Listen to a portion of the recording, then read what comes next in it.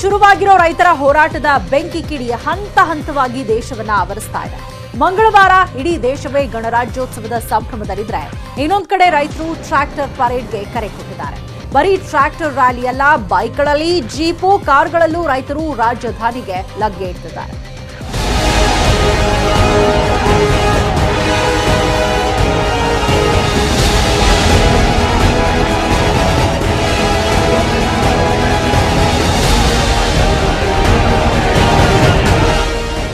ಬಹುಶಃ ಬೆಂಗಳೂರಿನ ಜನರಿಗೆ ನೆನಪಿದೆ ಅನಿಸುತ್ತೆ. 2016 ಮಾರ್ಚ್ನಲ್ಲಿ ಎತ್ತಿನಹೊಳೆ ಯೋಜನೆ ವಿರೋಧಿಸಿ ಕೋಲಾರ, ಚಿಕ್ಕಬಳ್ಳಾಪುರ ಭಾಗದ ರೈತರು ಬೆಂಗಳೂರಿಗೆ ಟ್ರ್ಯಾಕ್ಟರ್ಗಳಲ್ಲಿ ಮುತ್ತಿಗೆ ಹಾಕಿದ್ರು. ಪೊಲೀಸರು ಸಿಕ್ಕವರ ಮೇಲೆ ಲಾಠಿ ಚಾರ್ಜ್ ಮಾಡಿದ್ರು. ರೈತರು ಟ್ರ್ಯಾಕ್ಟರ್ಗಳನ್ನು ರಸ್ತೆಯಲ್ಲೇ ಬಿಟ್ಟು ಹೋಗಿದ್ರು. ಈಗ ಅದಕ್ಕಿಂತ ದೊಡ್ಡ ಮಟ್ಟದ ಹೋರಾಟಕ್ಕೆ ರೈತರು ನಾಂದಿ ಹಾಡಿದ್ದಾರೆ. ಕೇಂದ್ರ ಸರ್ಕಾರದ 3 ಕೃಷಿ ಮಸೂದೆಗಳನ್ನು ರದ್ದು ಮಾಡೋಕೆ ಒತ್ತಾಯಿಸಿ ಮಂಗಳವಾರ ಅಂದ್ರೆ ಜನವರಿ 26 ಗಣರಾಜ್ಯೋತ್ಸವದ ದಿನ ಸಾವಿರ ಸಂಖ್ಯೆಯಲ್ಲಿ ಟ್ರ್ಯಾಕ್ಟರ್, ಬಸ್ಸು, ಟೆಂಪೋ, ಬೈಕ್ಗಳ ಮೂಲಕ ರಾಜಧಾನಿಗೆ ರೈತರು ಲಗ್ಗೆ ಹಾಕೋದು ಪಕ್ಕಾ ಆಗಿದೆ. ಕೇಂದ್ರ ರಾಜ್ಯ ಸರ್ಕಾರಗಳು ರೈತರ ಸಮಾಧಿ ಮಾಡಲಿಕ್ಕೆ ಹೊರಟಿದ್ದಾರೆ. ರೈತರು ಮನಸ್ಸು ಮಾಡಿದ್ರೆ ಸರ್ಕಾರಗಳನ್ನೇ ಸಮಾಧಿ ಮಾಡ್ಬೋದು ಅನ್ನೋದನ್ನು ತೋರ್ಸೋಕ್ಕೋಸ್ಕರ ನಾವು ರೈತರ ಪೆರೇಡನ್ನು ಮಾಡ್ತಾ ಇದ್ದೀವಿ. 10,000 ಟ್ರ್ಯಾಕ್ಟರ್, 10,000 ಬೈಕ್ಗಳು, ಒಟ್ಟು 25,000 ವಾಹನಗಳಲ್ಲಿ ರಾಜಧಾನಿಗೆ ಲಗ್ಗೆ. ಕರ್ನಾಟಕದ ಎಲ್ಲ ಜಿಲ್ಲೆಗಳಿಂದ 25,000ಕ್ಕೂ ಹೆಚ್ಚು ವಾಹನಗಳು ಬರ್ತವೆ. ಟ್ರ್ಯಾಕ್ಟರ್, ಜೀಪ್, ಮೋಟರ್ ಬೈಕ್ ಎಲ್ಲ ಕಡೆಯಿಂದ ಕೂಡ ಬೆಂಗಳೂರು ನಗರವನ್ನು ಪ್ರವೇಶ ಮಾಡ್ತಾ ಇದ್ದೀವಿ. ಇದು ರಾಷ್ಟ್ರ ಧ್ವಜವನ್ನು ಹಿಡಿದು ನಾವು ರ್ಯಾಲಿ ಮಾಡ್ತಾ ಇದ್ದೀವಿ. ಇದು ಗಣರಾಜ್ಯೋತ್ಸವ ದಿನ. ಅವರು ತಡಿಲಿಕ್ಕೆ ಆಗೋದಿಲ್ಲ. ಕಾನೂನು ಬಾಹಿರವಾದ ಚಟುವಟಿಕೆ ಪೊಲೀಸರು ಮಾಡಿದ್ರೆ ಮುಂದಿನ ದಿನಗಳಲ್ಲಿ ಅವರೇ ಅದರ ಪರಿಣಾಮವನ್ನು ಎದುರಿಸಬೇಕಾಗ್ತದೆ. ಎಲ್ಲ ದಿಕ್ಕುಗಳಿಂದಲೂ ಬೆಂಗಳೂರಿಗೆ ಟ್ರ್ಯಾಕ್ಟರ್ ಲಗ್ಗೆ. ಹೌದು, ಬೆಂಗಳೂರಿನ ಎಲ್ಲಾ ದಿಕ್ಕುಗಳಿಂದ ಟ್ರ್ಯಾಕ್ಟರ್ಗಳ ಮೂಲಕ ಲಗ್ಗೆ ಹಾಕುವುದು ಪಕ್ಕಾ ಆಗಿದೆ. ಮಂಗಳವಾರ ಬೆಂಗಳೂರಿನ ಎಲ್ಲಾ ಪ್ರಮುಖ ರಸ್ತೆಗಳಲ್ಲೂ ರ್ಯಾಲಿ ನಡೆಯಲಿದೆ. ಗಣರಾಜ್ಯೋತ್ಸವದ ದಿನ ನಡೆಯುವ ರೈತರ ಹೋರಾಟಕ್ಕೆ ಕರ್ನಾಟಕ ರಾಜ್ಯ ರೈತ ಸಂಘ, ಹಸಿರು ಸೇನೆ, ರೈತ ಸಂಘಟನೆಗಳ ಒಕ್ಕೂಟ, ಕಾರ್ಮಿಕ ಸಂಘಟನೆ, ದಲಿತ ಸಂಘಟನೆ, ಕಾಂಗ್ರೆಸ್ ಕಿಸಾನ್ ಘಟಕ, ಕಬ್ಬು ಬೆಳೆಗಾರರ ಸಂಘ ಬೆಂಬಲ ನೀಡಿದೆ. ಹಾಗೂ ವಾಟಾಳ್ ನಾಗರಾಜ್ ಕೂಡ ಬೆಂಬಲ ಸೂಚಿಸಿದ್ದಾರೆ. 25,000ಕ್ಕಿಂತ ಹೆಚ್ಚು ಜನ, 1,000ಗಿಂತಲೂ ಹೆಚ್ಚು ಟ್ರ್ಯಾಕ್ಟರು, 4,000-5,000 ಇತರ ವಾಹನಗಳು ಸೇರಿ ಈ ಪೆರೇಡನ್ನು ನಡೆಸಬೇಕು. ಕೇಂದ್ರ ಮತ್ತು ರಾಜ್ಯ ಸರ್ಕಾರದ ರೈತ ಕಾರ್ಮಿಕ ವಿರೋಧಿಯನ್ನು ಖಂಡಿತ ವಾಪಸ್ ತಗೊಳ್ಳೇಬೇಕು. ಯಾವುದೇ ರೀತಿ ಮುಲಾಜಿಲ್ಲಿ ವಾಪಸ್ ತಗೋಬೇಕು ಅನ್ನೋ ಒತ್ತಾಯ ಮಾಡುವಂಥ ಕಾರ್ಯಕ್ರಮ ನಾವು ಮಾಡ್ತಿದ್ದೀವಿ. ಬೆಂಗಳೂರಿಗೆ ರೈತರ ಲಗ್ಗೆ. ಟೀಮ್ 1 ಮೈಸೂರು ರಸ್ತೆ ಮೂಲಕ 18 ಕಿಲೋಮೀಟರ್ ರ್ಯಾಲಿ. ಮಂಗಳವಾರ ಬೆಳಗ್ಗೆ ಮೈಸೂರು, ಮಂಡ್ಯ, ರಾಮನಗರದಿಂದ ಸಾವಿರಾರು ಟ್ರ್ಯಾಕ್ಟರ್ಗಳ ಮೂಲಕ ಕುರುಬೂರು ಶಾಂತಕುಮಾರ್ ಟೀಮ್ ಬೆಂಗಳೂರಿಗೆ ಲಗ್ಗೆ ಹಾಕಲಿದೆ. ಮೈಸೂರು ರಸ್ತೆ ನೈಸ್ ಜಂಕ್ಷನ್ ಬಳಿ ಮೊದಲು ಜಮಾವಣೆ ಆಗ್ತಾರೆ. ಅಲ್ಲಿಂದ ಕೆಂಗೇರಿ, ಜ್ಞಾನಭಾರತಿ, ಆರ್ಆರ್ ನಗರ, ನಾಯಂಡಹಳ್ಳಿ, ಸ್ಯಾಟಲೈಟ್, ಮೈಸೂರು ರಸ್ತೆ ಸರ್ಕಲ್ಗೆ ಬಂದು ಅಲ್ಲಿಂದ ಸಂಗೊಳ್ಳಿ ರಾಯಣ್ಣ ರೈಲು ನಿಲ್ದಾಣಕ್ಕೆ ಎಂಟ್ರಿ ಕೊಡ್ತಾರೆ. ಮೆಜೆಸ್ಟಿಕ್ ರೈಲು ನಿಲ್ದಾಣದಿಂದ Khode circle, Anandrao circle, freedom ಪಾರ್ಕ್ಗೆ ಟ್ರ್ಯಾಕ್ಟರ್, ಬೈಕು, ಟೆಂಪೋಗಳ ಮೂಲಕ ಮೆರವಣಿಗೆ ಬಂದು ಸೇರಲಿದೆ. ಬೆಂಗಳೂರಿಗೆ ರೈತರ ಲಗ್ಗೆ ಟೀಮ್ ನಂಬರ್ 2 ನೆಲಮಂಗಲ ನೈಸ್ ರಸ್ತೆಯಿಂದ ಕೋಡಿಹಳ್ಳಿ ಟೀಮ್. ಹಾಸನ, ತುಮಕೂರು, ಕುಣಿಗಲ್, ನೆಲಮಂಗಲದಿಂದ ಸಾವಿರಾರು ಟ್ರ್ಯಾಕ್ಟರ್ಗಳಲ್ಲಿ ರೈತರು ಮಾದನಾಯಕನಹಳ್ಳಿ ಬಳಿ ಜಮಾವಣೆ ಆಗ್ತಾರೆ. ಅಲ್ಲಿಂದ ಜಾಲಹಳ್ಳಿ ಕ್ರಾಸ್, ಗೊರಗುಂಟೆಪಾಳ್ಯ, ಯಶವಂತಪುರ, ಸರ್ಕಲ್ ಮಾರಮ್ಮ ದೇವಸ್ಥಾನ, ಮಲ್ಲೇಶ್ವರಂ, ಶೇಷಾದ್ರಿಪುರಂ, ಆನಂದರಾವ್ ಸರ್ಕಲ್, ಫ್ರೀಡಂ ಪಾರ್ಕ್ಗೆ ರ್ಯಾಲಿ ಎಂಟ್ರಿ ಕೊಡ್ತಾರೆ. ಸಾಂಕೇತಿಕವಾದಂಥ ಬಾವುಟವನ್ನ ಹಿಡಿದು ಒಂದು ಪೆರೇಡ್ ಮಾಡಲಿಕ್ಕೆ ಹೆಮ್ಮೆ ವಿಷಯ ಅಲ್ವಾ? ಅದಕ್ಕೆ ಸರ್ಕಾರ ಅದಕ್ಕೆ ಆದ್ಯತೆಯನ್ನೇ ಕೊಡಬೇಕೇ ಹೊರತು ರೈತರನ್ನ ತಡೆದು ನೀವು ರಾಷ್ಟ್ರ ಧ್ವಜವನ್ನ ಕಿತ್ಕೊಂತೀವಿ ಅಂದ್ರೆ ಇದನ್ನ ಬಹಳ ನಗೆಪಾಟ್ಲಿಕ್ಕೆ ಆಗಿಬಿಡ್ತದೆ. ರೈತರು ಈ ಸಲ ಪ್ರತಿಭಟನೆ ಮಾಡ್ತಿಲ್ಲ. ಬದಲಿಗೆ ರಾಷ್ಟ್ರ ಧ್ವಜ ಹಿಡಿದು ಕೃಷಿ ಮಸೂದೆ ರದ್ದು ಮಾಡಬೇಕು ಅಂತ ರ್ಯಾಲಿ ಹಮ್ಮಿಕೊಂಡಿದ್ದಾರೆ. ಇದು ಪೊಲೀಸರಷ್ಟೇ ಅಲ್ಲ, ಸರ್ಕಾರಕ್ಕೂ ನಿದ್ದೆಗೆಡಿಸಿದೆ. ಯಾಕಂದ್ರೆ ರ್ಯಾಲಿಗೆ ಅವಕಾಶ ಕೊಟ್ರೆ ಟ್ರಾಫಿಕ್ ಸಮಸ್ಯೆ ಆಗುತ್ತೆ, ಅವಕಾಶ ಕೊಡದಿದ್ರೆ ರೈತರನ್ನ ಕೆರಳಿಸಿದಂತಾಗುತ್ತೆ. ಇನ್ನು ಈ ಸಲ ರೈತರು ರಾಷ್ಟ್ರ ಧ್ವಜ ಹಿಡಿದು ಬೃಹತ್ ರ್ಯಾಲಿ ನಡೆಸುತ್ತಿದ್ದಾರೆ. ಟ್ರ್ಯಾಕ್ಟರ್ ರ್ಯಾಲಿ ತಡೆದ್ರೆ ರಾಷ್ಟ್ರ ಧ್ವಜ ಹಿಡಿದು ಪ್ರತಿಭಟಿಸುತ್ತಾರೆ. ರಾಷ್ಟ್ರ ಧ್ವಜಕ್ಕೆ ಪೊಲೀಸರು ಸಲಾಂ ಹೊಡೆಯಲೇಬೇಕು. ಅಪ್ಪಿತಪ್ಪಿ ರ್ಯಾಲಿ ತಡೆದ್ರೆ ನಗರದ ರಸ್ತೆಗಳಲ್ಲೇ ಟ್ರ್ಯಾಕ್ಟರ್ಗಳನ್ನ ನಿಲ್ಲಿಸುವ ಎಚ್ಚರಿಕೆ ಕೊಟ್ಟಿದ್ದಾರೆ. ಆಮೇಲೆ ಹೆದ್ದಾರಿ ಬಂದ್ ಮಾಡುವ ಎಚ್ಚರಿಕೆ ಬೇರೆ ಕೊಟ್ಟಿದ್ದಾರೆ. ಹೀಗಾಗಿ ಸರ್ಕಾರ, ಪೊಲೀಸ್ ಇಲಾಖೆ ಇಕ್ಕಟ್ಟಿನಲ್ಲಿ ಸಿಲುಕಿದೆ. ಮುಖ್ಯಮಂತ್ರಿಗಳು ಶಾಂತಿಯುತವಾಗಿ ರೈತರು ಯಾವುದೇ ಹೋರಾಟ ಮಾಡಿದ್ರೂ ಅಡ್ಡಿ ಮಾಡಲ್ಲ ಅಂದಿದ್ದಾರೆ. ಆದ್ರೆ ರೈತರ ಹೋರಾಟವನ್ನ ಹತ್ತಿಕ್ಕದೆ ಹೋದ್ರೆ ಬೆಂಗಳೂರಲ್ಲಿ ಟ್ರಾಫಿಕ್ ಸಮಸ್ಯೆ ಹೆಚ್ಚಾಗುತ್ತೆ. ಹೀಗಾಗಿ ಪೊಲೀಸ್ ಆಯುಕ್ತರು ರೈತ ಮುಖಂಡರನ್ನ ಮನವೊಲಿಸುವ ಕೆಲಸ ಮಾಡ್ತಿದ್ದಾರೆ. ನಾನು ರೈತರ ಹೋರಾಟ ಮಾಡೋದಕ್ಕೆ ನಂದೇನು ಅಭ್ಯಂತರ ಇಲ್ಲ, ಶಾಂತ ರೀತಿಯಲ್ಲಿ ಮಾಡಿ. ಭಾರತೀಯ ಜನತಾ ಪಾರ್ಟಿ ನಮ್ಮ ಸರ್ಕಾರ ರೈತ ಪರ ಇರುವಂಥ ಸರ್ಕಾರ, ಅದರಿಂದ ಅಪಾರ್ಥ ಮಾಡಿಕೊಂಡು ಹೋರಾಟ ಮಾಡೋದು ಅಗತ್ಯ ಇಲ್ಲ. Some people have given they have given applications, so we are examining that. We will take the decision. We know we are prepared. We have been dealing with bandobast arrangements. We will do it. ದೆಹಲಿಯಲ್ಲಿ 1 ಲಕ್ಷ ಟ್ರ್ಯಾಕ್ಟರ್ಗಳ ರ್ಯಾಲಿಗೆ ಅನುಮತಿ ಸಿಕ್ಕಿದೆ. ಷರತ್ತು ವಿಧಿಸಿ ರೈತರ tractor ರ್ಯಾಲಿಗೆ Delhi ಪೊಲೀಸರು ಈಗಾಗಲೇ ಒಪ್ಪಿಗೆ ನೀಡಿದ್ದಾರೆ. ಅದೇ ಮಾದರಿಯಲ್ಲಿ ಬೆಂಗಳೂರಲ್ಲಿ ಅನುಮತಿ ನೀಡಬಹುದು. ಗಣರಾಜ್ಯೋತ್ಸವದ ಪರೇಡ್ ಮುಗಿಯುತ್ತಿದ್ದಂತೆ ರ್ಯಾಲಿ ನಡೆಸಿ ಆಮೇಲೆ ಸಂಜೆ ವೇಳೆಗೆ ಎಲ್ಲ ವಾಹನಗಳನ್ನು ತೆರವು ಮಾಡಬೇಕು ಅನ್ನೋ ಷರತ್ತು ಹಾಕಿ ಅನುಮತಿ ನೀಡಲು ಪೊಲೀಸರ ಚಿಂತನೆ ನಡೆಯುತ್ತಿದೆ. ಗಣರಾಜ್ಯೋತ್ಸವದ ದಿನ ಸರ್ಕಾರಿ ರಜೆ ಇರುತ್ತೆ, ಹೀಗಾಗಿ ಸಮಸ್ಯೆ ಆಗಲ್ಲ ಅನ್ಸುತ್ತೆ. ಒಂದು ವೇಳೆ ಪೊಲೀಸರ ಪ್ಲಾನ್ ವರ್ಕೌಟ್ ಆಗುತ್ತೋ ಇಲ್ವೋ ಗೊತ್ತಿಲ್ಲ. ಸ್ವಲ್ಪ ಏರುಪೇರಾದ್ರೂ ಬುಧವಾರ ಬೆಂಗಳೂರು ಸ್ತಬ್ಧವಾಗೋದು ಪಕ್ಕ. Bureau report, news 18 Kannada. ಜನವರಿ 26ಕ್ಕೆ ದೇಶವ್ಯಾಪಿ ಎಲ್ಲಾ ರಾಜ್ಯಗಳಲ್ಲೂ ರೈತರು ಕೃಷಿ ಮಸೂದೆ ವಿರೋಧಿಸಿ ಟ್ರ್ಯಾಕ್ಟರ್ ಜಾಥಾ ಹಮ್ಮಿಕೊಂಡಿದ್ದಾರೆ. ದೆಹಲಿಯಲ್ಲಿ ಕಡಿಮೆ ಅಂದ್ರೂ 1 ಲಕ್ಷ ಟ್ರ್ಯಾಕ್ಟರ್ಗಳನ್ನ ಪರೇಡ್ ನಡೆಸೋಕೆ ರೈತರು ತೀರ್ಮಾನಿಸಿದ್ದಾರೆ. ರೈತರ ಹೋರಾಟ ಶಾಂತಿಯುತವಾಗೇ ಇರುತ್ತೆ, ಆದ್ರೆ ಶಾಂತಿಯುತ ಹೋರಾಟವನ್ನ ಭಂಗ ಮಾಡಿ ಅಶಾಂತಿ ಸೃಷ್ಟಿಸೋಕೆ ಪಾಕಿಸ್ತಾನ ಪ್ರಯತ್ನ ಮಾಡ್ತಿದೆಯಂತೆ. ರೈತರ ಶಾಂತಿಯುತ ಪ್ರತಿಭಟನೆಗೆ ಭಂಗ ತರೋಕೆ ಪಾಕಿಸ್ತಾನದ ಕಿಡಿಗೇಡಿಗಳು ಸಂಚು ರೂಪಿಸಿದ್ದಾರೆ. ಸುಮಾರು 308 ಪಾಕ್ ಮೂಲದ ಟ್ವಿಟರ್ನಲ್ಲಿ ಅಶಾಂತಿ ಸೃಷ್ಟಿಸುವ ಸಂದೇಶಗಳು ಹರಿದಾಡ್ತಾ ಇದೆ. ಆದಷ್ಟು ಎಚ್ಚರ ವಹಿಸಿ ಅಂತ ಕೇಂದ್ರ ಗುಪ್ತಚರ ಇಲಾಖೆ 3 ರಾಜ್ಯದ ಪೊಲೀಸರಿಗೆ ಸೂಚನೆ ಕೊಟ್ಟಿದೆ. ದೆಹಲಿ, ಹರಿಯಾಣ, ಉತ್ತರ ಪ್ರದೇಶ ಭಾಗದಲ್ಲಿ ಅಶಾಂತಿ ಸೃಷ್ಟಿಸಲು ಸಂಚು ರೂಪಿಸಿದ್ದಾರೆ ಅನ್ನೋದು ಗುಪ್ತಚರ ಇಲಾಖೆ ಮಾಹಿತಿ.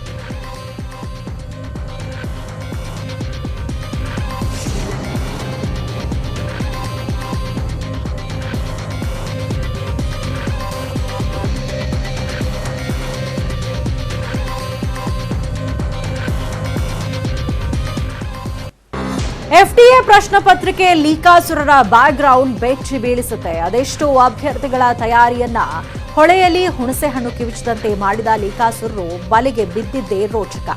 ಸಿನಿಮೀಯ ಸ್ಟೈಲ್ನಲ್ಲಿ ಆರೋಪಿಗಳನ್ನ ಕೆಡ್ಡಾಗೆ ಕೆಡವಿದ ಸಿಸಿಬಿ ಖದೀಮರ ಸುತ್ತಾ ಇರೋ ಸೀಕ್ರೆಟ್ ಕೋಟೆಯನ್ನ ಭೇದಿಸಲು ಯತ್ನಿಸ್ತಾ ಇದೆ.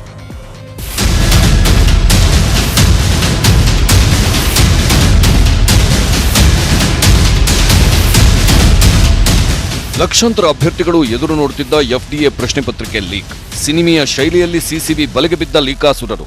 ಪ್ರಶ್ನೆ ಪತ್ರಿಕೆ ಸೋರಿಕೆಯಲ್ಲಿ ವಾಣಿಜ್ಯ ತೆರಿಗೆ ಇಲಾಖೆ ಇನ್ಸ್ಪೆಕ್ಟರ್ ಪ್ರಮುಖ ಪಾತ್ರ. ಸಿಸಿಬಿ ಹೆಣೆದಿದ್ದ ಕಾರ್ಯಾಚರಣೆಯಲ್ಲಿ ಆಕ್ಸಿಡೆಂಟ್ ಕಥೆ. ಇದು ಎಫ್ಡಿಎ ಪ್ರಶ್ನೆ ಪತ್ರಿಕೆ ಲೀಕ್ ಹಿಂದಿನ ಇಂಟ್ರೆಸ್ಟಿಂಗ್ ಸ್ಟೋರಿ.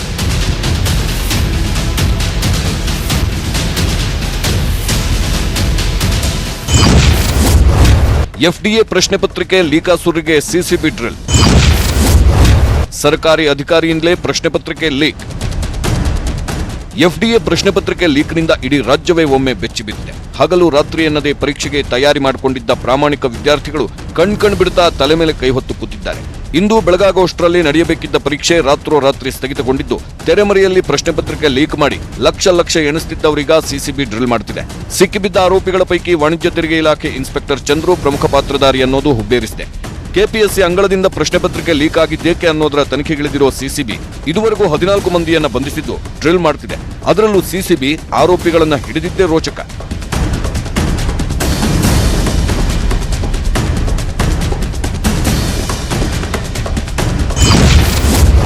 ರಾತ್ರೋರಾತ್ರಿ ಆಕ್ಸಿಡೆಂಟ್ ಕಥೆ ಕಟ್ಟಿ ನುಗ್ಗಿದ ಸಿಸಿಬಿ. ಲಕ್ಷ ಕಂತೆ ಸಮೇತ ಸಿಕ್ಕಿಬಿದ್ದ ಲೀಕಾಸುರರ ಟೀಮ್. ಪ್ರಶ್ನೆ ಪತ್ರಿಕೆ ಸೋರಿಕೆಯ ಪ್ರಮುಖ ಕಿಂಗ್ ಪಿನ್ ಇನ್ನೂ ಸಿಕ್ಕಿಲ್ಲ. ಕೆಪಿಎಸ್ಸಿ ಕಚೇರಿಯ ಸಿಬ್ಬಂದಿಯೂ ಇದರಲ್ಲಿ ಭಾಗಿಯಾಗಿರುವ ಶಂಕೆ ಇದ್ದು ಎಲ್ಲ ಆಂಗಲ್ನಲ್ಲಿ ತನಿಖೆ ನಡೆಯುತ್ತಿದೆ. ಆದರೆ ಸದ್ಯ ಸಿಕ್ಕಿಬಿದ್ದಿರೋ ಚಂದ್ರನನ್ನ ಕೆಡ್ಡಾಗಿ ಕೆಡವಿದ್ದು ಹೇಗೆ ಅಂದ್ರೆ, ನಿನ್ನೆ ರಾತ್ರಿ ಜ್ಞಾನಭಾರತಿ ಪೊಲೀಸ್ ಠಾಣಾ ವ್ಯಾಪ್ತಿಯ ಉಳ್ಳಾಲದಲ್ಲಿರೋ ಚಂದ್ರು ಮನೆ ಬಳಿ ನಿರ್ಮಾಣ ಹಂತದ ಕಟ್ಟಡದಲ್ಲಿ 2.5 ಗಂಟೆ ಕಾದು ಕುಳಿತಿದ್ದ ಸಿಸಿಬಿ ಟೀಮ್ ಮನೆ ಮೇಲೆ ರೇಡ್ ಮಾಡಿತು. ಆಕ್ಸಿಡೆಂಟ್ ಕಥೆ ಕಟ್ಟಿ ದಾಳಿ ಮಾಡಿ ಆರೋಪಿ ಚಂದ್ರನನ್ನ ತಮ್ಮ ಸಿಬ್ಬಂದಿಗೆ ತೋರಿಸಿ ಇವನೇ ತಾನೇ ನಮ್ಮ ಕಾರಿಗೆ ಡಿಕ್ಕಿ ಹೊಡೆದು ತಪ್ಪಿಸಿಕೊಂಡು ಬಂದಿದ್ದು ಎಂದು ಹಿರಿಯ ಅಧಿಕಾರಿ ಹೇಳಿದ್ರು. ಆಗ ಕೊಠಡಿ ಒಳಗೆ 3 ಅಭ್ಯರ್ಥಿಗಳ ಜೊತೆ ಚಂದ್ರು ಉತ್ತರ ಪ್ರತಿ ಹಿಡಿದು ಕುಳಿತಿದ್ದ. ಅಪಘಾತ ಮಾಡಿ ತಪ್ಪಿಸಿಕೊಂಡು ನಿಮ್ಮ ಮಗ ಬಂದಿದ್ದಾನೆ, ನಾವು ಲೋಕಲ್ ವ್ಯಕ್ತಿಗಳು ಅಂತ ಚಂದ್ರನನ್ನ ಕೊಠಡಿಯಿಂದ ಕರೆಸಿಕೊಂಡ್ರು.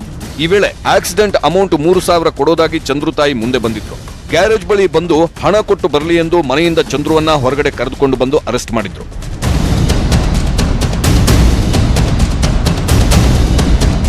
ಸಿಸಿಬಿ ದಾಳಿ ವೇಳೆ ಪ್ರಶ್ನೆ ಪತ್ರಿಕೆ ಪ್ರತಿ ಉತ್ತರ ಪ್ರತಿಗಳು ಸಿಕ್ಕಿದ್ವು. ತಕ್ಷಣವೇ ಕೆಪಿಎಸ್ಸಿ ಅಧಿಕಾರಿಗಳನ್ನು ಸಂಪರ್ಕಿಸಿ ಪ್ರಶ್ನೆ ಪತ್ರಿಕೆ ಲೀಕ್ ಆಗಿರುವುದನ್ನು ಖಚಿತಪಡಿಸಿಕೊಂಡಿದ್ರು. ದಾಳಿ ವೇಳೆ ಚಂದ್ರು ಮನೆಯಲ್ಲಿ ಪ್ರಶ್ನೆ ಪತ್ರಿಕೆ ಪಡೆಯಲು ಬಂದಿದ್ದ 3 ಅಭ್ಯರ್ಥಿಗಳು ಕೂಡ ತಗಲಾಕೊಂಡಿದ್ರು. ಬೆಳಗಾಂನಿಂದ ರಾತ್ರಿ 3 ಅಭ್ಯರ್ಥಿಗಳನ್ನ ಕಾರಲ್ಲೇ ಆರೋಪಿ ರಾಚಪ್ಪ ಕರೆತಂದಿದ್ದು ರೆಡ್ ಹ್ಯಾಂಡ್ ಆಗಿ ತಗಲಾಕೊಂಡಿದ್ದಾರೆ. ಬಂಧನ ವೇಳೆ ಎಲ್ಲ ಅಭ್ಯರ್ಥಿಗಳ ಜೇಬಲ್ಲಿ 500, 100, 2,000 ಮುಖಬೆಲೆಯ ಕಂತೆ ಲಕ್ಷಾಂತರ ಹಣ ಪತ್ತೆಯಾಗಿದೆ. ಈ ಪರೀಕ್ಷೆ ಪತ್ರಿಕೆ ಸೋರಿಕೆ ಆಗಿದೆ ಮತ್ತೆ ಕೆಲವರು ಇದರಲ್ಲಿ ಭಾಗಿಯಾಗಿರೋದ್ರ ಬಗ್ಗೆ ಸಿಸಿಬಿ ಅಧಿಕಾರಿರವರು ಕೆಲವರು ಮನೆ ಶೋಧನ ಮಾಡಿದಾಗ ಅಲ್ಲಿ ಇವತ್ತು ನಡೆಯಬೇಕಾದಂತ ಪರೀಕ್ಷೆಯ ಪ್ರಶ್ನೆ ಪತ್ರಿಕೆ ಅಲ್ಲಿ ನಮಗೆ ಸಿಕ್ತು. ಇದರಲ್ಲಿದ್ದಂತ ಪ್ರಮುಖ ಆರೋಪಿ ಚಂದ್ರು ಹಾಗೂ ರಾಚಪ್ಪ ನಾವು ದಸ್ತಗಿರಿ ಮಾಡಿದ್ವಿ.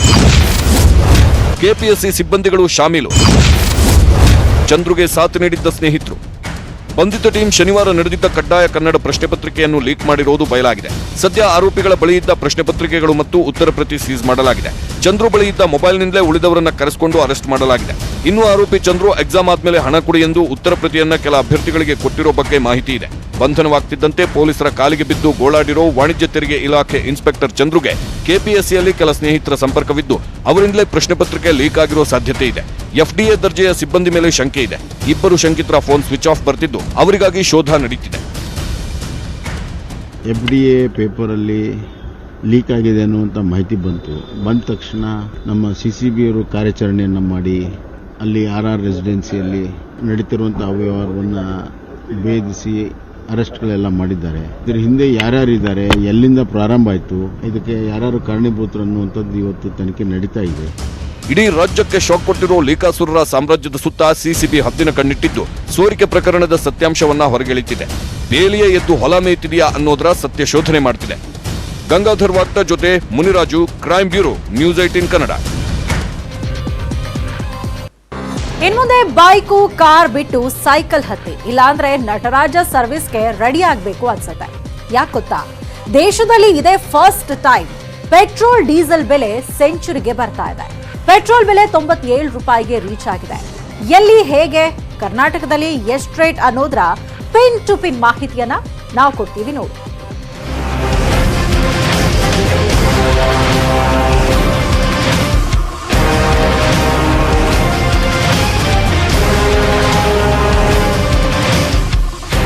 ಕೇಂದ್ರ ಸರ್ಕಾರ ವಾಹನ ಸವಾರರ ಜೇಬಿಗೆ ದಿನೇ ದಿನೇ ಕತ್ತರಿ ಹಾಕ್ತಾನೆ ಇದೆ. ಪೆಟ್ರೋಲ್ ಡೀಸೆಲ್ ಬೆಲೆಯನ್ನ 10 ಪೈಸೆ 15 ಪೈಸೆ ತರ ಪ್ರತಿದಿನ ಏರಿಕೆ ಮಾಡ್ತಾನೆ ಇದೆ. ಇಷ್ಟು ದಿನ ಜನರಿಗೆ ಬೆಲೆ ಏರಿಕೆ ಬಿಸಿ ಗೊತ್ತಾಗ್ತಿರ್ಲಿಲ್ಲ. ಆದ್ರೆ ಇವತ್ತು ಪೆಟ್ರೋಲ್ ಡೀಸೆಲ್ ಬೆಲೆ 90 ರೂಪಾಯಿ ಗಡಿ ದಾಟ್ತಿದ್ದಂತೆ ಜನ ಸರ್ಕಾರಕ್ಕೆ ಶಾಪ ಹಾಕ್ತಿದ್ದಾರೆ. ಇತಿಹಾಸದಲ್ಲೇ ಫಸ್ಟ್ ಟೈಮ್ ದುಬಾರಿ ಸೆಂಚುರಿ ಮುಟ್ಟುತ್ತಾ ಪೆಟ್ರೋಲ್ ಡೀಸೆಲ್. ಆಶ್ಚರ್ಯ ಅನಿಸಿದ್ರು ಇದು ಸತ್ಯ. ಭಾರತದ ಇತಿಹಾಸದಲ್ಲೇ ಫಸ್ಟ್ ಟೈಮ್ ಪೆಟ್ರೋಲ್ ಡೀಸೆಲ್ ಬೆಲೆ ಏರಿಕೆ ದಾಖಲೆ ಬರೆದಿದೆ. ಯಾವ್ಯಾವ ರಾಜ್ಯಗಳಲ್ಲಿ ಪೆಟ್ರೋಲ್ ಡೀಸೆಲ್ ಬೆಲೆ ಎಷ್ಟೆಷ್ಟಿದೆ ಅನ್ನೋದನ್ನ ನೋಡೋದಾದ್ರೆ, ಕರ್ನಾಟಕದಲ್ಲಿ ಪೆಟ್ರೋಲ್ಗೆ 88 ರೂಪಾಯಿಂದ 91 ರೂಪಾಯಿ ಇದ್ರೆ, ಡೀಸೆಲ್ಗೆ 80 ರೂಪಾಯಿಂದ 83 ರೂಪಾಯಿ ಇದೆ. ಮಧ್ಯಪ್ರದೇಶದಲ್ಲಿ ಪೆಟ್ರೋಲ್ಗೆ 93 ರೂಪಾಯಿಂದ 95 ರೂಪಾಯಿ ಇದ್ರೆ, ಡೀಸೆಲ್ಗೆ 1 ಲೀಟರ್ಗೆ 84 ರೂಪಾಯಿಂದ 86 ರೂಪಾಯಿ ಇದೆ. ಇನ್ನು ರಾಜಸ್ಥಾನದಲ್ಲಿ 1 ಲೀಟರ್ ಪೆಟ್ರೋಲ್ 93 ರೂಪಾಯಿಂದ 97 ರೂಪಾಯಿ ಇದ್ರೆ, ಡೀಸೆಲ್ 85ರಿಂದ 88 ರೂಪಾಯಿ ಇದೆ. ಮಹಾರಾಷ್ಟ್ರದಲ್ಲಿ 92 ರೂಪಾಯಿಂದ 94 ರೂಪಾಯಿ ಇದ್ರೆ, ಡೀಸೆಲ್ ಬೆಲೆ 83ರಿಂದ 85 ರೂಪಾಯಿ ಇದೆ. ಇನ್ನು ತೆಲಂಗಾಣದಲ್ಲಿ ಪೆಟ್ರೋಲ್ ಬೆಲೆ 89 ರೂಪಾಯಿಂದ 92 ರೂಪಾಯಿ ಇದ್ರೆ, ಡೀಸೆಲ್ ಬೆಲೆ 83ರಿಂದ 85 ರೂಪಾಯಿ ಇದೆ. ಇನ್ನು ಯಾವ್ಯಾವ ವರ್ಷಗಳಲ್ಲಿ ಪೆಟ್ರೋಲ್ ಡೀಸೆಲ್ ಬೆಲೆ ಎಷ್ಟೆಷ್ಟಿತ್ತು ಅನ್ನೋದನ್ನ ನೋಡೋದಾದ್ರೆ, 2010ರಲ್ಲಿ ಪ್ರತಿ ಲೀಟರ್ ಪೆಟ್ರೋಲ್ ಬೆಲೆ 47 ರೂಪಾಯಿಂದ 51 ರೂಪಾಯಿ ಇದ್ರೆ, ಡೀಸೆಲ್ ಬೆಲೆ 35ರಿಂದ 38 ರೂಪಾಯಿ ಇತ್ತು. 2015ರಲ್ಲಿ ಪೆಟ್ರೋಲ್ ಬೆಲೆ 66ರಿಂದ 73 ರೂಪಾಯಿ ಆದ್ರೆ, ಡೀಸೆಲ್ 58ರಿಂದ 62 ರೂಪಾಯಿ ಇತ್ತು. 2016ರಲ್ಲಿ ಪೆಟ್ರೋಲ್ ಬೆಲೆ ಲೀಟರ್ಗೆ 63 ರೂಪಾಯಿಂದ 66 ರೂಪಾಯಿ ಇದ್ರೆ, ಡೀಸೆಲ್ ಬೆಲೆ 55ರಿಂದ 61 ರೂಪಾಯಿ ಇತ್ತು. 2017ರಲ್ಲಿ ಪೆಟ್ರೋಲ್ ಬೆಲೆ 68ರಿಂದ 76 ರೂಪಾಯಿ ಇದ್ರೆ, ಡೀಸೆಲ್ ಬೆಲೆ 61ರಿಂದ 66 ಇತ್ತು. 2018ರಲ್ಲಿ 78ರಿಂದ 86 ರೂಪಾಯಿ ಇದ್ರೆ, ಡೀಸೆಲ್ ಬೆಲೆ 71ರಿಂದ 78 ರೂಪಾಯಿ ಇತ್ತು. 2019ರಲ್ಲಿ ಪೆಟ್ರೋಲ್ ಬೆಲೆ 77ರಿಂದ 81 ರೂಪಾಯಿ ಆಗಿತ್ತು. ಡೀಸೆಲ್ ಬೆಲೆ 70ರಿಂದ 75 ರೂಪಾಯಿ ಇತ್ತು. 2020ರಲ್ಲಿ ಪೆಟ್ರೋಲ್ ಬೆಲೆ 80ರಿಂದ 84 ರೂಪಾಯಿ ಇದ್ರೆ ಡೀಸೆಲ್ ಬೆಲೆ 76ರಿಂದ 80 ರೂಪಾಯಿ ಇತ್ತು. 2021ರಲ್ಲಿ ಪೆಟ್ರೋಲ್ ಬೆಲೆ 88 ರೂಪಾಯಿಂದ 95 ರೂಪಾಯಿ ಇದ್ರೆ ಡೀಸೆಲ್ 80ರಿಂದ 88 ರೂಪಾಯಿ ಆಗಿದೆ. ಪೆಟ್ರೋಲ್ ಡೀಸೆಲ್ನ ಅಸಲಿ ಬೆಲೆ ಹಾಗೆ ತೆರಿಗೆ ಪ್ರಮಾಣವನ್ನ ನೋಡುವುದಾದ್ರೆ ಪೆಟ್ರೋಲ್ ಲೀಟರ್ಗೆ 31 ರೂಪಾಯಿ 3 ಪೈಸೆ ಇದ್ರೆ ಡೀಸೆಲ್ಗೆ 31 ರೂಪಾಯಿ 5 ಪೈಸೆ ಇದೆ. ಅಬಕಾರಿ ಸುಂಕ 32 ರೂಪಾಯಿ 98 ಪೈಸೆ ಆದ್ರೆ ಡೀಸೆಲ್ಗೆ 31 ರೂಪಾಯಿ 83 ಪೈಸೆ. ಡೀಲರ್ ಕಮಿಷನ್ 2ರಿಂದ 4 ರೂಪಾಯಿ. ಇತರೆ ತೆರಿಗೆ 18ರಿಂದ 20 ರೂಪಾಯಿ ಪೆಟ್ರೋಲ್ಗಿದ್ರೆ ಡೀಸೆಲ್ಗೆ 10ರಿಂದ 11 ರೂಪಾಯಿ ಇದೆ. ಕಾಂಗ್ರೆಸ್ನವರಂತೂ ಕೇಂದ್ರ ಸರ್ಕಾರದ ವಿರುದ್ಧ ತೈಲ ಬೆಲೆ ಏರಿಕೆ ವಿರುದ್ಧ ಸಿಟ್ಟು ಹೊರಹಾಕ್ತಾನೆ ಇದ್ದಾರೆ. ಜನನು ಪೆಟ್ರೋಲ್ ಡೀಸೆಲ್ ಬೆಲೆ ಏರಿಕೆ ನೋಡಿ ಶಾಕ್ ಆಗ್ತಿದ್ದಾರೆ. ಇನ್ನೇನು ನಿರ್ಮಲಾ ಸೀತಾರಾಮನ್ ಬಜೆಟ್ ಮಂಡಿಸೋಕೆ ರೆಡಿಯಾಗ್ತಾ ಇದ್ದು ಜನರಿಗೆ ಇನ್ನೆಷ್ಟು ಬರೆ ಹಾಕ್ತಾರೋ ಅಥವಾ ಹೊರೆ ಇಳಿಸ್ತಾರೋ ನೋಡ್ಬೇಕು. Bureau report, news 18 Kannada. ಅಗ್ರರಾಷ್ಟ್ರೀಯ ವಾರ್ತೆ ಮುಂದುವರಿಯುತ್ತೆ ಚಿಕ್ಕ ಬ್ರೇಕ್ ಆದ್ಮೇಲೆ.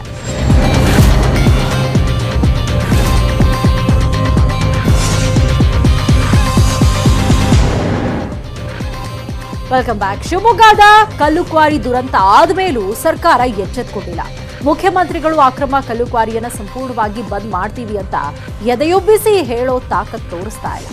ಅಕ್ರಮ ಕ್ವಾರಿ ಕ್ರಷರ್ಗಳನ್ನ ನಿಲ್ಲಿಸ್ತೀವಿ ಅಂತಿದ್ರು ಮತ್ತೆ ಸಕ್ರಮ ಮಾಡೋದಕ್ಕೂ ಅವಕಾಶ ಕೊಟ್ಟಿದ್ದಾರೆ.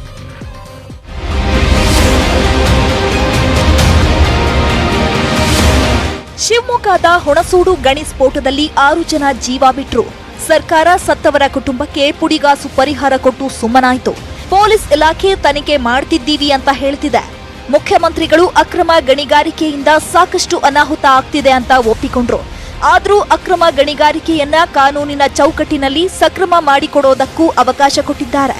ಬೇಬಿ ಬೆಟ್ಟದಲ್ಲಿ ಅಕ್ರಮ ಗಣಿಗಾರಿಕೆ ನಡೀತಾ ಇರೋದ್ರಿಂದ ಅಲ್ಲಿ KRSಗೆನೆ ದೊಡ್ಡ ಜಲಾಶಯಕ್ಕೆ ಧಕ್ಕೆ ಬರ್ತಾ ಇದೆ.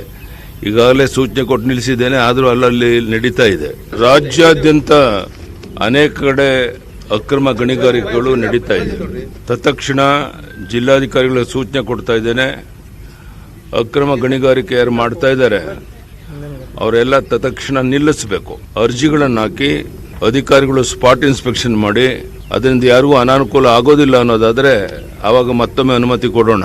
ಆದರೆ ಈಗಂತೂ ಅಕ್ರಮ ಗಣಿಗಾರಿಕೆ ಲೈಸೆನ್ಸ್ ಇಲ್ಲದೇನೆ ಮಾಡ್ತಾ ಇರುವಂತವರು, ಪರ್ಮಿಷನ್ ಇಲ್ಲದೆ ಮಾಡ್ತಿರೋಂಥವ್ರು ನಿಲ್ಲಿಸಬೇಕು. ಅಕ್ರಮ ಗಣಿಗಾರಿಕೆಗೆ ಅವಕಾಶ ಕೊಡಲ್ಲ ಅಂದ ಮೇಲೆ ಕಾನೂನಿನ ಚೌಕಟ್ಟಿನಡಿ ಯಾಕೆ ಸಕ್ರಮ ಮಾಡಿಕೊಡ್ತೀರಾ ಅಂದ್ರೆ ರಸ್ತೆ ಕೆಲಸಕ್ಕೆ, ಅಭಿವೃದ್ಧಿ ಕೆಲಸಕ್ಕೆ ಕಲ್ಲು ಗಣಿಗಾರಿಕೆ ನಡೆಸಬೇಕು, ವಿಧಿ ಇಲ್ಲ ಅಂತಾನೂ ಸಿಎಂ ಉತ್ತರ ಕೊಟ್ರು. ಅಕ್ರಮ ಸಕ್ರಮ ಮಾಡ್ತಾರೋ ಇಲ್ವೋ, ಆದ್ರೆ ಶಿವಮೊಗ್ಗದ ದುರ್ಘಟನೆ ಬಳಿಕ ಜಿಲ್ಲಾಡಳಿತಗಳು ಸಿಕ್ಕಾಪಟ್ಟೆ ಅಲರ್ಟ್ ಆಗಿವೆ. ಮಂಡ್ಯದಲ್ಲಿ ಕಲ್ಲು ಕ್ವಾರಿಗಳ ಮೇಲೆ ದಾಳಿ. ಮಂಡ್ಯದ ಶ್ರೀರಂಗಪಟ್ಟಣ, ನಾಗಮಂಗಲ, ಪಾಂಡವಪುರದ ವಿವಿಧ ಕ್ವಾರಿಗಳ ಮೇಲೆ ದಾಳಿ ಮಾಡಿದ್ರು. ಜಿಲ್ಲಾಧಿಕಾರಿಗಳು, ಎಸಿ, ತಹಶೀಲ್ದಾರ್ ಸೇರಿದಂತೆ ಗಣಿ ಅಧಿಕಾರಿಗಳು ಜಂಟಿಯಾಗಿ ದಾಳಿ ಮಾಡಿ ಕ್ರಷರ್ಗಳನ್ನ ಸೀಸ್ ಮಾಡಿದ್ದಾರೆ. ಹಲವು ಕಡೆ ಯಂತ್ರಗಳು, ವಾಹನಗಳನ್ನ ಜಪ್ತಿ ಮಾಡಿದ್ರು. ಆದ್ರೆ ಇದೆಲ್ಲ ಬೂಟಾಟಿಕೆ ಆಗಬಾರದು, ಕಟ್ಟುನಿಟ್ಟಿನ ಕ್ರಮ ತೆಗೆದುಕೊಳ್ಳಿ ಅಂತಿದ್ದಾರೆ ಕುಮಾರಸ್ವಾಮಿ.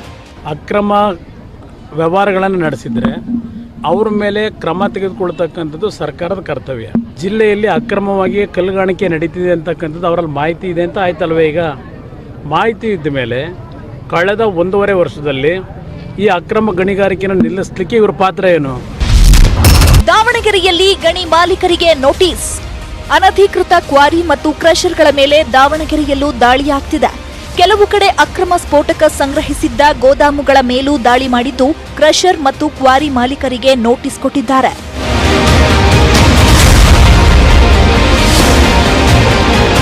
ಯಾದಗಿರಿ ಜಿಲ್ಲೆಯ ಮಸ್ಕನಹಳ್ಳಿ ಗ್ರಾಮದ ಜನ ಕಲ್ಲು ಕ್ವಾರಿ ಸ್ಫೋಟಗಳಿಂದ ನೆಮ್ಮದಿ ಕಳೆದುಕೊಂಡಿದ್ರು.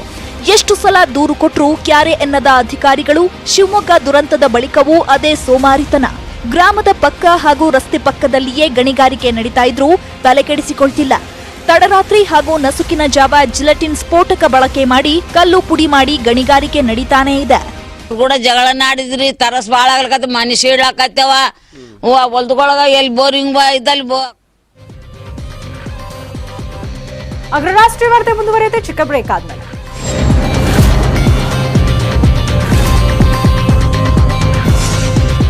ಇದಿಷ್ಟು ಅಗ್ರರಾಷ್ಟ್ರೀಯ ವಾರ್ತೆಯ ಪ್ರಮುಖ ಸುದ್ದಿಗಳು. ನೋಡ್ತಾರೆ ನ್ಯೂಸ್ 18 ಕನ್ನಡ. ಜಾಲ ನಮ್ಮದು, ಬಲ ನಿಮ್ಮದು.